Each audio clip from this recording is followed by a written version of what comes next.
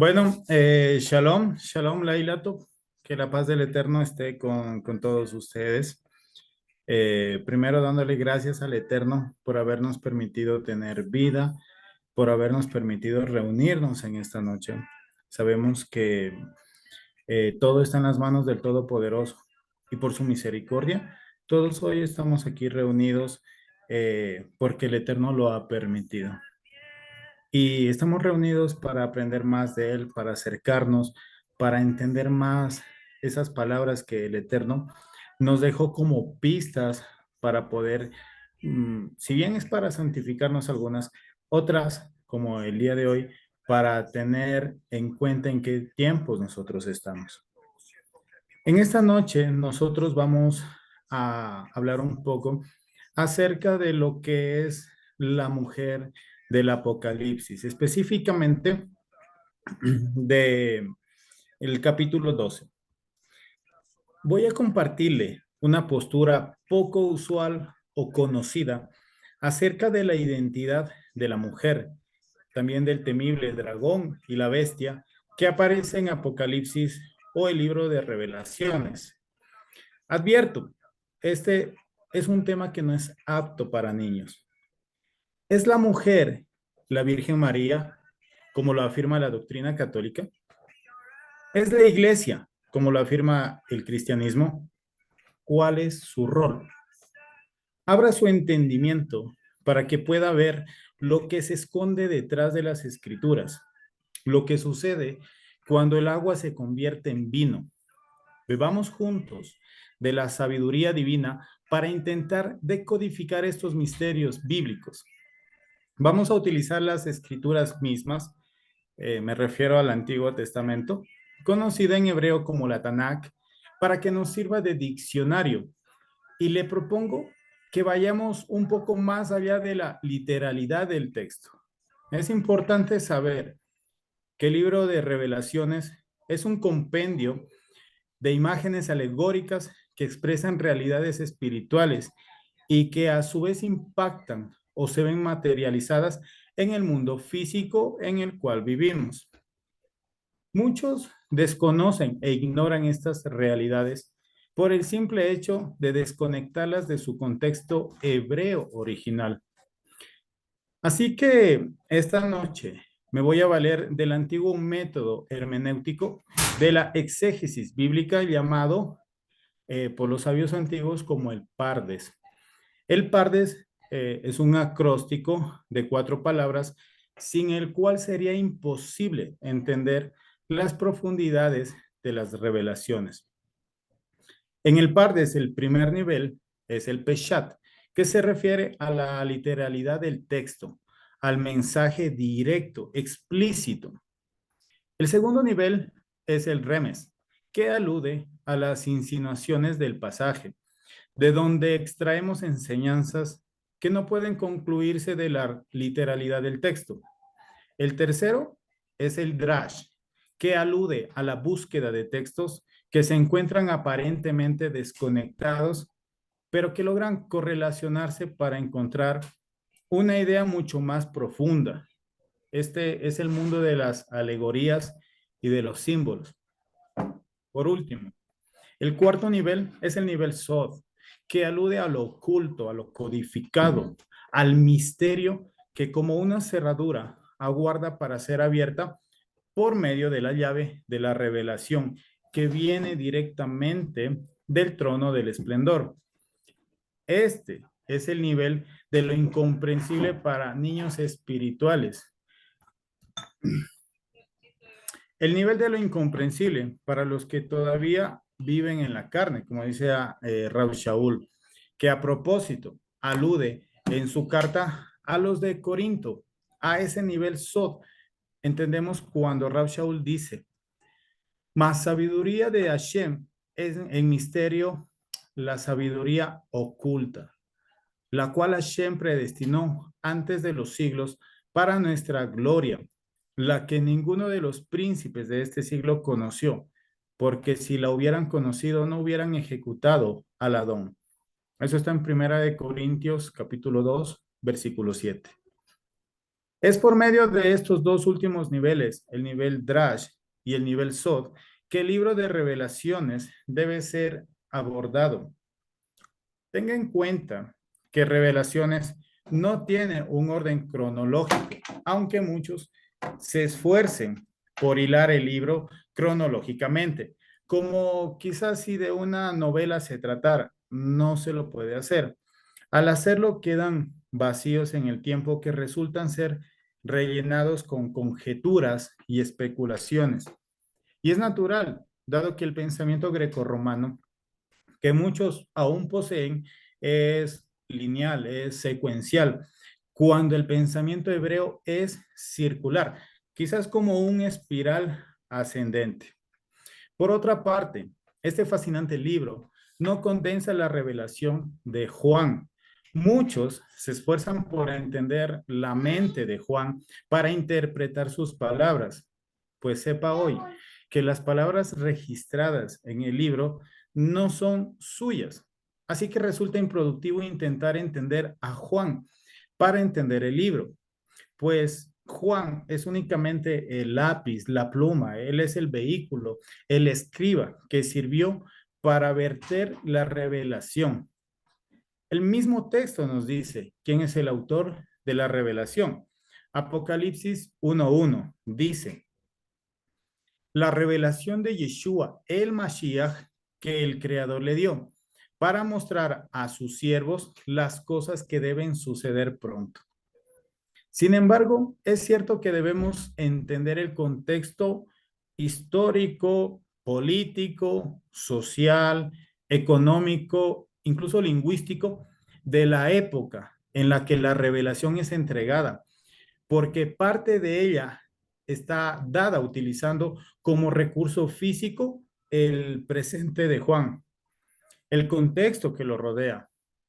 Por ejemplo, piense usted en intentar entender la visión de Daniel, sacándolo de su contexto y trasladándolo a nuestro siglo XXI. ¿Cómo serían las bestias? Las bestias de Daniel aluden a imperios de su época, sus cualidades, sus modus operandi, su trasfondo histórico, ¿verdad? De la misma manera, no podemos descontextualizar el libro de Apocalipsis, del contexto en el cual la revelación es dada.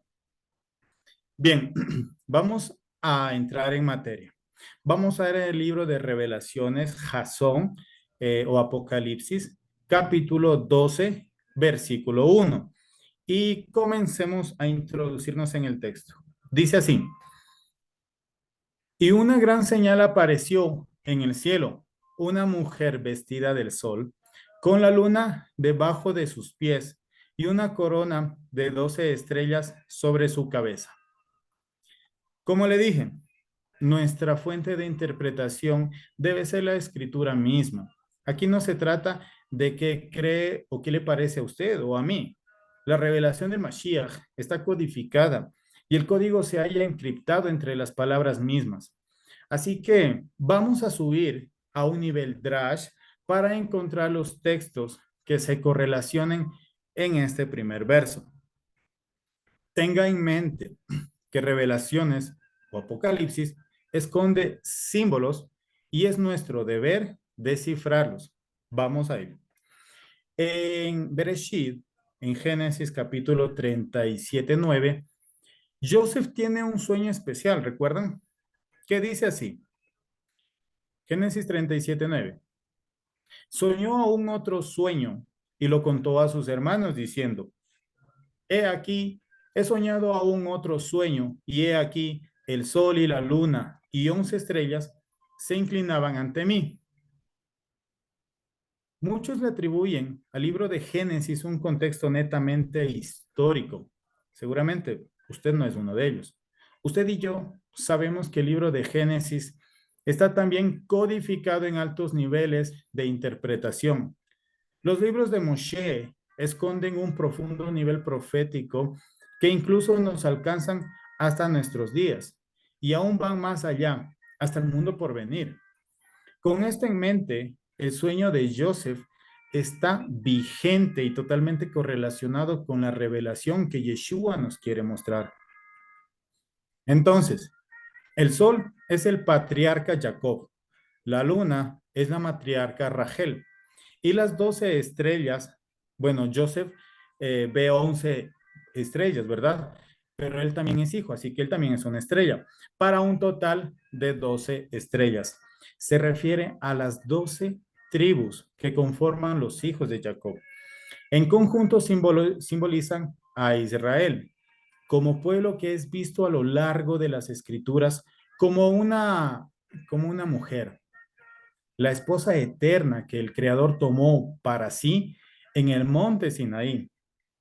Pero esto es a un nivel Drash. Ahora, ¿qué sucede si nosotros lo subimos a un nivel Sod? Esta mujer es la Madre Celestial, aquella que sale del trono del Altísimo y de la cual las almas de Israel proceden. La visión que ve Juan no corresponde a cosas físicas, alude a realidades espirituales, fuerzas y potestades del bien y del mal que se contraponen.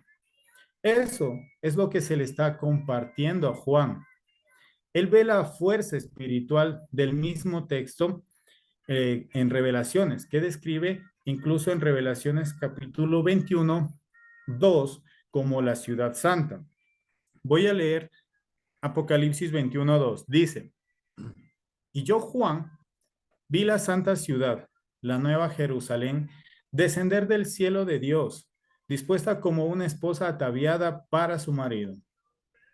Si ustedes de los que piensan que la nueva Jerusalén que se habla en Revelaciones es una ciudad física con muros muy altos, quizás de unos 60 metros de altura, y gigantescas piedras como puertas y que tienen calles de cristal, como si de vidrio se tratara, con todo respeto, le debo decir que su mentalidad espiritual todavía no ha madurado. No lo digo yo, eso fue lo que quiso decir Pablo en Primera de Corintios 13:11, en relación a la madurez espiritual del creyente, cuando él dice, cuando era niño, pensaba como niño, mas ahora que soy un hombre, pienso como un hombre. Si piensa de tal manera, no lo culpo. Es producto de la nefasta doctrina romana que está en estos momentos, hace muchos años, embriagando al incauto. Con más razón, debe ver este y los demás videos que estaremos compartiendo. Ya entiende por qué comencé diciendo que este no era un tema apto para niños espirituales. Bien, vamos a continuar. Preste atención al detalle del cielo, donde se está viendo a la mujer, eh, el cielo. Por supuesto, alude a lo trascendente, a lo espiritual, más allá de lo terrenal, más allá de lo físico. Está aludiendo al trono de esplendor.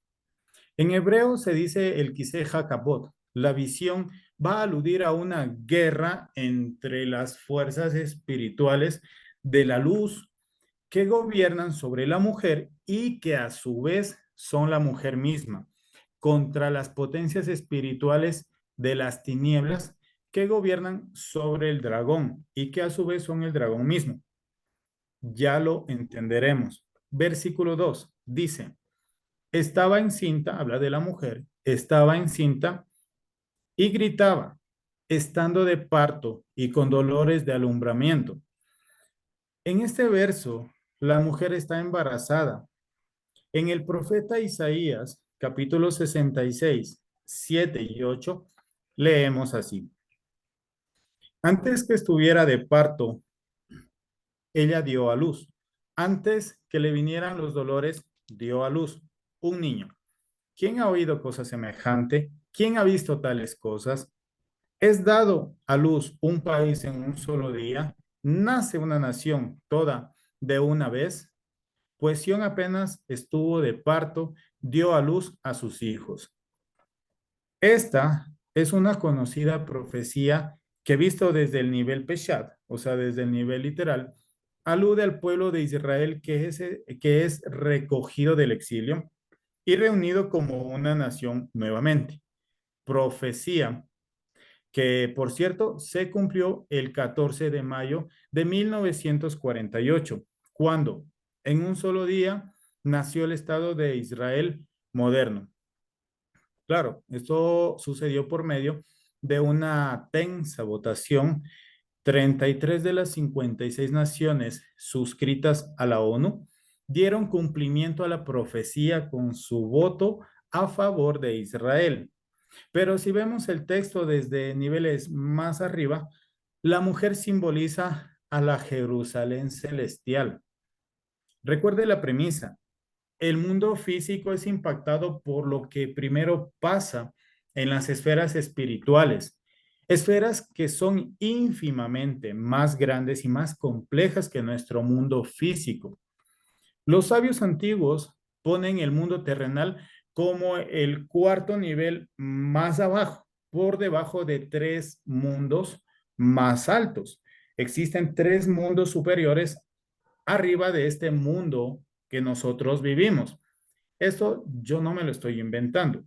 Hay un sabio judío conocido por todos nosotros que hablaba de estas cosas. Se conoce como el Rab Shaul. En segunda de Corintios, capítulo 12, versículo 2, recuerden que Rab Shaul dice: conozco a un hombre en Mashiach que hace 14 años, si en el cuerpo, no lo sé, si fuera del cuerpo, no lo sé, solo Hashem lo sabe, que fue tomado hasta el tercer cielo o hasta el tercer mundo, ¿ya? El gran rabino Shaul conoce y entiende la existencia del mundo espiritual que siglos después los sabios lo llamarían el mundo de la Bería en hebreo, el mundo de la creación, donde se halla la Quiseja Kabod, el trono del esplendor, el lugar que da lugar a la creación de aquello que está dispuesto a existir. El punto de este texto es que nos sirve para entender que la ciudad santa, la ciudad celestial, está representada en Israel físico, quien estará con dolores de parto, claro, por sus hijos, pero la expresión mujer encinta alude primeramente al nacimiento de la luz, al nacimiento de la cabeza de Israel, la corona de la ciudad Kadosh, santa, es decir, del Mesías. Los dolores de su alumbramiento aluden al crítico periodo en el que el nacimiento del Mashiach tendría lugar. Un periodo de opresión para el pueblo de Israel, un tiempo en que las fuerzas romanas dominaban el mundo y la tierra prometida era hollada por sus feroces fuerzas militares. Es importante anotar que muchos abordan el libro de Apocalipsis como si de una guía se tratara. O como dijimos anteriormente, al pensar erradamente que está escrito cronológicamente, pasajes como el de Revelaciones 12 se entienden como un suceso que aún no hemos vivido, una profecía que apunta al regreso de Mashiach. Grave error. Como vamos a ver, el texto que estudiamos apunta primeramente a la Jerusalén celestial y a Israel, que están por dar a luz al Mashiach. Las fuerzas celestiales se contraponen, la luz y las tinieblas, como si de un reflejo se tratara. Hay una mujer del lado de la luz, la Jerusalén celestial, pero hay otra mujer del lado oscuro. Esto hace sentido cuando Juan escribe: allí vi una mujer montada en una bestia escarlata. El rey Shlomo escribe unos profundos fragmentos de esta fuerza espiritual pura que se halla en el trono. La llama la Jochma, en hebreo, en español la sabiduría. Es interesante que la plasma en femenino, como si de una mujer se tratara. Vea lo que escribe: ella te librará de la mujer extraña, de la extranjera que lisonjea con sus palabras. Aquí vemos claramente las dos mujeres, la de la luz y la de la oscuridad. Esta última se vale de su palabra, porque también tiene una escritura, una interpretación propia, corrompe la Torá original y enseña una Torá adulterada, y con ella desvía al justo de la Torá verdadera. Esta realidad espiritual se ve representada también, por ejemplo, en Abraham y sus dos mujeres, Sara, la de la luz, y Agar, la extranjera, del lado de las tinieblas. Otra representación de la mujer de la oscuridad también es Jezabel, una reina que llevó a idolatría a las tribus del norte, que mató a los profetas de Hashem y dominó a Israel. Entendemos entonces el mensaje a la comunidad de Tiatira cuando el Adón les dice, pero tengo esto contra ti, que toleras a esa mujer Jezabel, que se dice ser profetisa, y enseña y seduce a mis siervos a que cometan actos inmorales y que coman cosas sacrificadas a ídolos. No es que en esa comunidad existiera una mujer llamada Jezabel. No olvide el nivel en el que estamos. Cada comunidad de revelaciones alude a cada uno de los 7 espíritus de la menorá. Claro, se le habla a aquellos que conforman esa comunidad, pero el mensaje está codificado espiritualmente.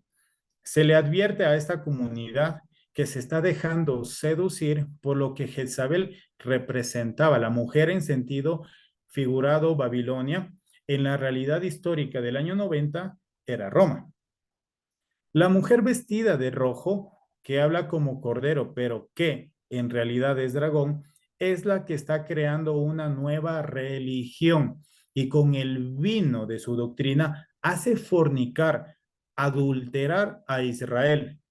Estas prácticas inmorales son los actos idolátricos que si bien no los está haciendo, los ha consumado. El Adón les advierte que lo están permitiendo. Espero que sus oídos oigan y sus ojos vean. Concluimos entonces que en las esferas celestiales hay una imagen de una mujer, una fuerza espiritual llamada simbólicamente Jerusalén celestial. Ella tiene su propia luz, es depositada gradualmente en la nación de Israel, el Israel físico. Este Israel físico debe absorber esa luz y a su vez Israel es la unión de las muchas almas, cada una de ellas es una vasija que debe ser portadora de esa luz. Todo esto con un solo propósito, dar a luz a la corona, bajar desde el trono la gloria del Creador hasta este plano físico, razón del nacimiento de aquel joven que desde las entrañas de Israel físico, desde la simiente de su padre David, crece y madura en la tierra prometida, para que por su obediencia y fidelidad hallara el mérito de convertirse en el portador de la luz del santo bendito, Yeshua, la carroza, la Merkabah, que transporta la Shejinah, la presencia divina, es decir, Yeshua, el postrer Adán. De esta manera nosotros concluimos que esa mujer es Israel. ¿Amén? Después de esto, vamos a continuar nosotros con el versículo 3 que habla acerca del dragón, del cual muchos afirman que es Estados Unidos, otros dicen que el dragón es la Iglesia Católica, otros incluso que es un mítico animal que saldrá de la profundidad de los abismos. Versículo 3, Apocalipsis 12, versículo 3 dice, entonces apareció otra señal en el cielo. He aquí, un gran dragón rojo que tenía 7 cabezas y 10 cuernos, y sobre sus cabezas 7 coronas. De nuevo, el cielo es el escenario de este nuevo símbolo. Así que debemos tener en mente que en primera instancia alude a las fuerzas y potencias espirituales. Es decir, Juan va a ver una fuerza espiritual que simbólicamente está representada en la figura de un dragón. Quiero preguntarle algo. ¿En qué idioma fue escrito el libro de Revelaciones? Basándonos en las cientos de traducciones antiguas, podríamos afirmar a toda certeza que por supuesto se escribió en griego. Por lo menos no existen textos antiguos que evidencien que haya sido en otro idioma. Sin embargo, tenemos que tener en cuenta que la revelación es del Mashiach hebreo sobre las bases de la escritura que también son hebreas. Es decir, Yeshua está revelando lo que ya había sido dado al pueblo hebreo por medio de Moshe, por medio de los profetas y de los escribas. Sin embargo, fue codificado, fueron puestos sellos para que nadie pudiera acceder a su revelación, al igual que el huerto del Edén. La revelación fue custodiada hasta que llegara uno que fuera digno de abrir los sellos, el león de la tribu de Judá, el segundo Adán, el Mashiach, Yeshua, que trae la revelación, trae la luz de debajo del trono. Así que necesitamos ahondar dentro del trasfondo hebreo de las escrituras para poder encontrar las llaves de toda esta simbología. Un texto clave para entender este enigmático dragón está en Isaías 27:1. Dice así: aquel día Hashem castigará, bueno, en español dice castigará, en hebreo dice visitará. Visitará con su espada feroz, grande y poderosa a Leviatán, serpiente veloz, bueno, Leviatán, serpiente veloz, serpiente tortuosa, y matará al dragón que vive en el mar. En hebreo dice que vive del mar, no en el mar. Pero bueno, entonces tenemos a Leviatán, tenemos la serpiente y tenemos el dragón.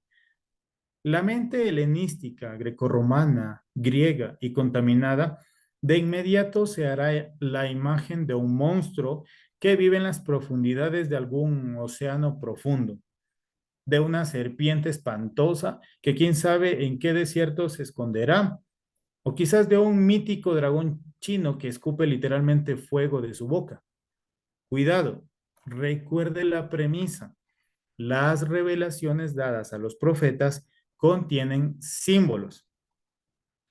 Y un símbolo es una representación gráfica o retórica que encierra uno o varios conceptos abstractos y que pueden o no correlacionarse con algo físico.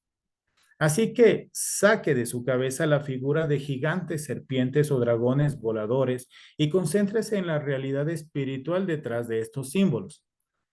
Le comparto otro importante concepto bíblico. El mundo físico cuelga del espiritual. Es decir, el mundo físico es una consecuencia de lo que pasa en el mundo espiritual.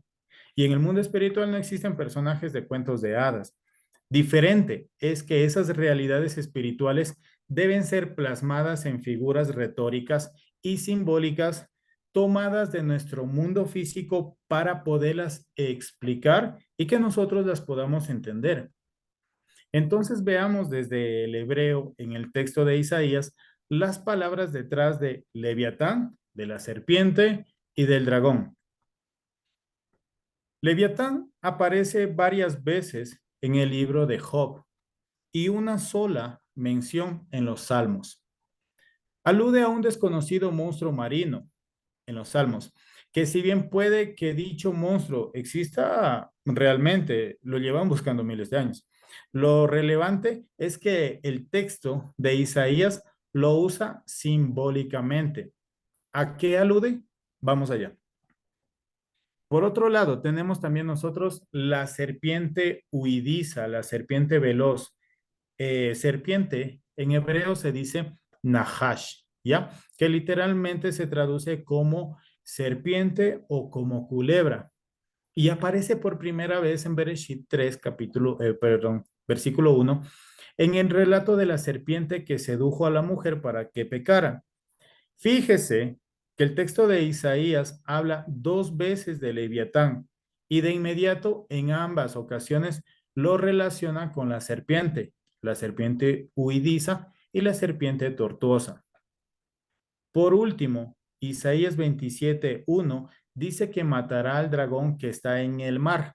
Aquí la palabra hebrea de dragón es tanín, que aparece por primera vez en las escrituras en Bereshit 1:21, donde nuestras traducciones dicen que Hashem creó grandes monstruos marinos. La siguiente vez que esta palabra tanín aparece es en el libro de Shemot 7:9, Éxodo 7:9, en donde dice: toma tu vara y échala delante de Faraón para que se convierta en serpiente. Luego los hechiceros del Faraón también hicieron dos serpientes, dos taninim. Así que en el texto del Éxodo, la palabra hebrea es tanín, la misma que muchas traducciones vierten como dragón, pero aquí es traducida como serpiente. ¿Será que es un error? ¿Será que se equivocaron? ¿Cuál traducción es la buena? Ellos no se equivocaron de ninguna manera. ¿Cómo entendemos esto? En el texto de Isaías, Leviatán, la serpiente y el dragón, Nahash y Tanín, son lo mismo. Repito, Leviatán, Nahash, Tanín, o Leviatán, serpiente y dragón, son lo mismo. Al igual que en las serpientes que los hechiceros del faraón logran hacer. Todos estos seres son símbolos y evocan lo mismo. Son una representación de las fuerzas y de las potencias de la oscuridad que, como profetizó Isaías, serían visitadas con una espada feroz, grande y poderosa. El Dabar de Hashem, la palabra de Adonai, que sale de su boca, de su majestad, en Yeshua Hamashiach. Más adelante, incluso en Revelaciones 20, versículo 2, dice: y prendió al dragón, la serpiente tortosa, que es el diablo y Satanás, y lo ató por 1000 años. Como vemos en el texto, aún Satanás es un símbolo del dragón. En la literatura, incluso rabínica, literatura antigua, se le llama Samael, una fuerza espiritual del mal que también es llamada en la Tanakh como Raab. Así dice el profeta en Isaías 51:9. Despiértate, despiértate, vístete de poder, oh brazo de Adonai, despiértate, como en el tiempo antiguo, en los siglos pasados. ¿No eres tú el que cortó a Raab y el que hirió al dragón Tanín? Pero cuidado, no se confunda con Rahab, la prostituta que ayudó a escapar a los dos espías. Son diferentes.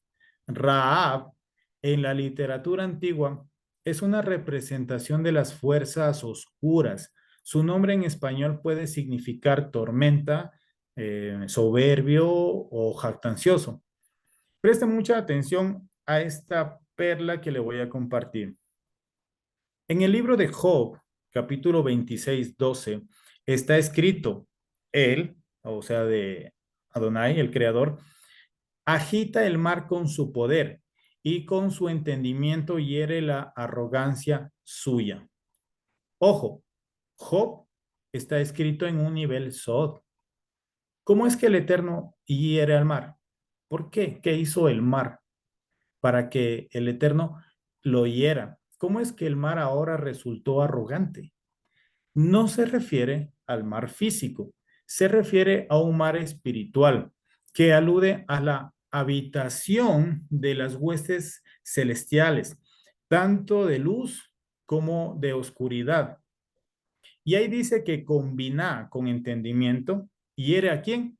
Donde usted lee arrogancia en hebreo dice Raab. Ajá. Ahora todo tiene sentido. Él agita las fuerzas celestiales en su habitación. Los sabios la llaman el mundo de la Yetzirah. Yetzirah es el mundo de la formación, donde se forman todas estas huestes celestiales. Y con entendimiento, sabiendo lo que hace, hiere a Rahab, que es el mismo dragón, que es la serpiente, que es Samael, que es el Satán. Pero el texto sigue en Job. Job 26:13 dice: su ruach, su espíritu, adornó los cielos. Su mano ensartó la serpiente Nahash escurridiza. Aquí en hebreo dice Nahash Bariach, como aparece en el texto de Isaías que estudiamos atrás. En algunas traducciones dice, su mano creó la serpiente. Aquí la palabra hebrea Jalilá, que también alude a origen, y lo traigo a colación para darle otra perla.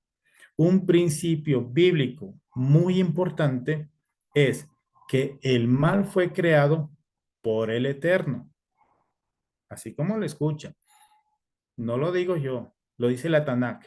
Isaías 45:7. Voy a leerlo en hebreo y en español. Dice Ani Otzer Or, ¿sí? Yo soy el que forma la luz. Ubore Hoshech, y crea las tinieblas. Ose Shalom, hace la paz. Ubore Ra, y crea el mal.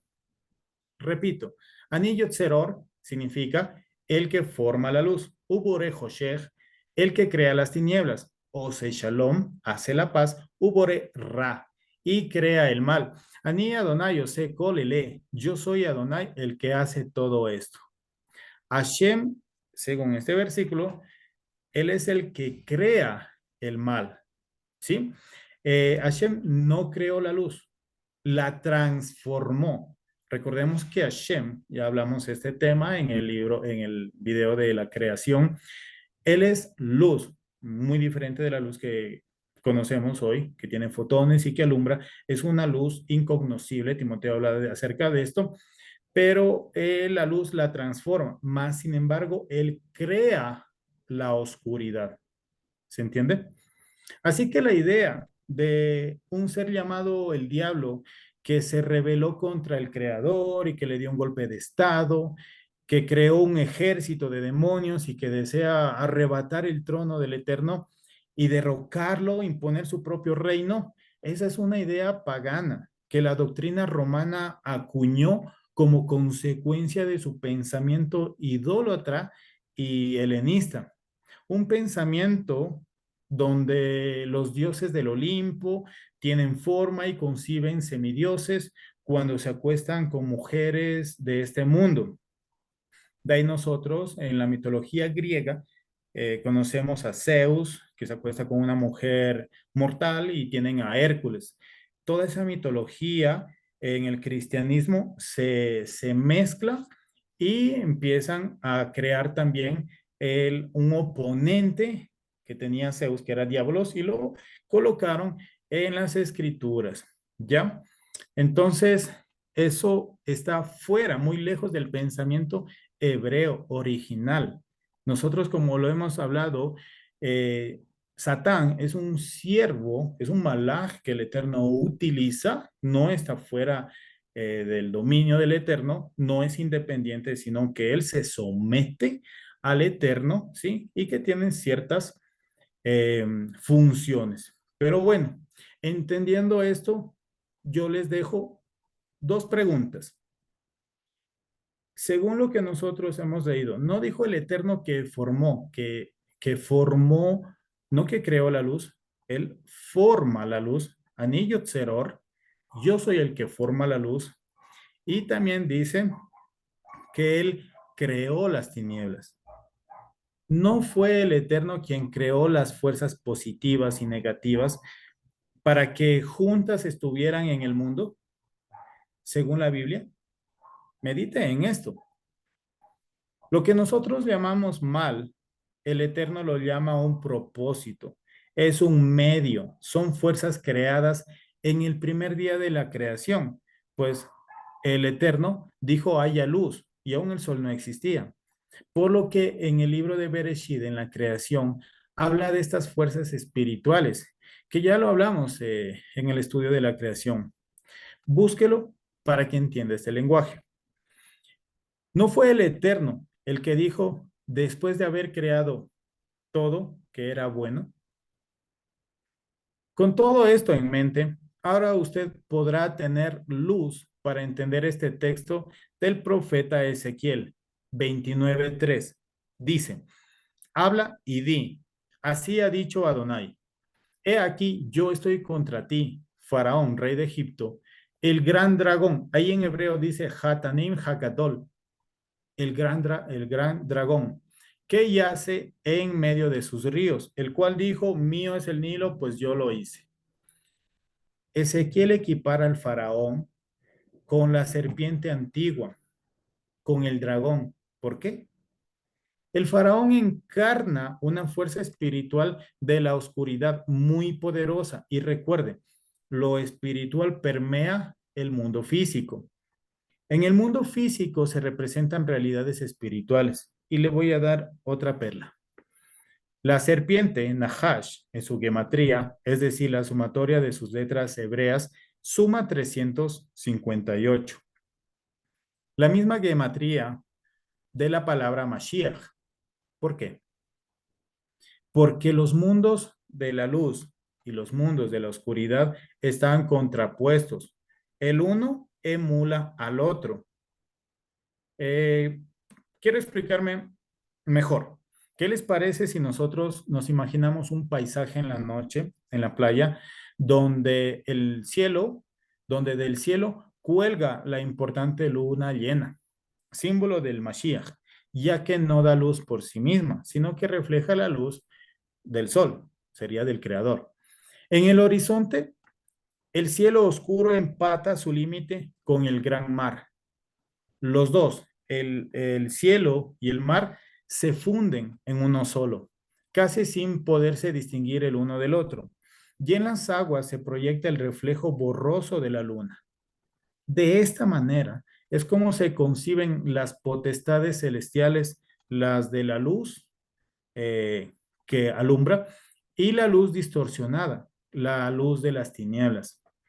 De la luz viene el Mesías, que como la serpiente de bronce en el desierto fue levantada sobre un asta para que aquellos que habían sido mordidos por las serpientes fueran curados de su veneno. Así tenemos un Mesías que proviene de la luz y un falso Mesías que proviene de las tinieblas. La serpiente, el Nahash, fue provisto como la portadora de la salvación. Sin embargo, las fuerzas oscuras procuraron hacerse de su imagen, emularla para poder engañar al incauto. Ahora se entiende por qué la serpiente de Moshe se comió las del faraón.